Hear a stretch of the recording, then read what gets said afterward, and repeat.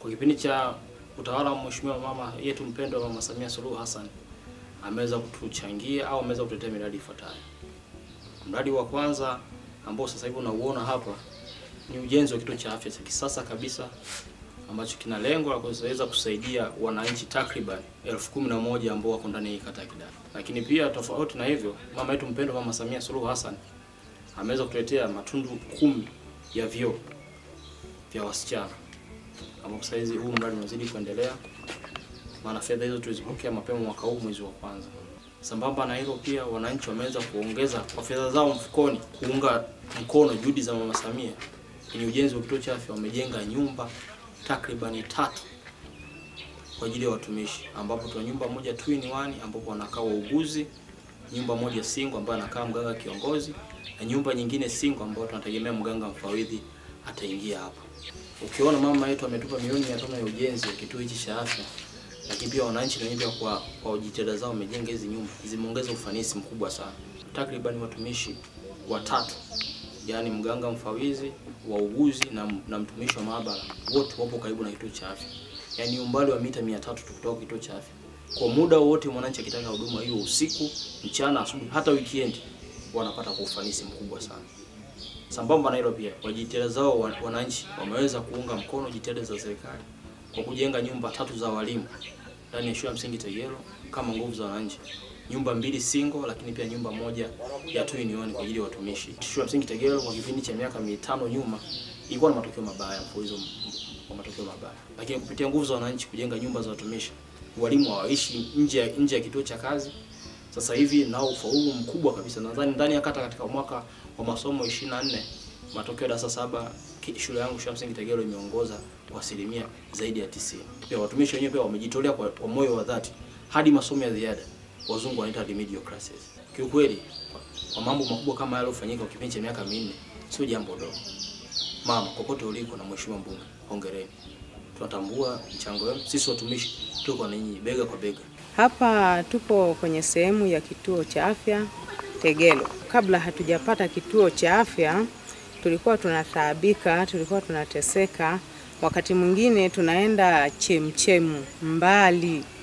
Wakati mwingine tunaenda Doromoni au hospitali ya wilaya Kiomboi. Tumepata mradi, ina maana huduma za afya tunapata hapa kwenye kituo chetu cha afya hapa Tegelo. Kituo chetu kinatoa huduma za maabara, kuna kliniki ya watoto, pia na wagonjwa wa nje wanapata huduma hapa kwenye kituo chetu cha afya. Pia kwa sasa tupo katika muda wa kuongeza huduma zingine, ikiwa ni pamoja na huduma za upasuaji, lakini pia huduma za wagonjwa wa ndani. Tunamshukuru Mheshimiwa Dr. Samia Suluhu Hassan, Rais wa Jamhuri ya Muungano wa Tanzania, kwa miradi inayoendelea, maana mpaka sasa tumefanikiwa kupata fedha kwa ajili ya ukamilishaji wa jengo la mama na mtoto, ambao itakuwa ni msaada mkubwa na suluhu ya matatizo mengi kwa afya uzazi kwa kata yetu ya Kidaru. Kwa sasa tupo katika hatua za ukamilishaji na tunaendelea kukamilisha. Hivyo kwa namna pekee tunamshukuru Mheshimiwa Rais wa Jamhuri ya Muungano wa Tanzania Dr. Samia Suluhu Hassan kwa kujali wananchi.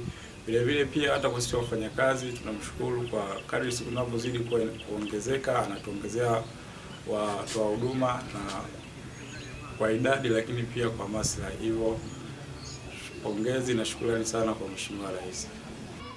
Hapa nyuma yangu ni mradi wa choo, matundu 10 ya wanafunzi. Tunashukuru serikali imetupa milioni 17 kwa ujenzi wa matundu 10. Mradi huu uko kwenye hatua ya jamvi, na kama mnavyoona tuko site, mafundi wanaendelea na kupandisha ukuta kwa maana ya boma.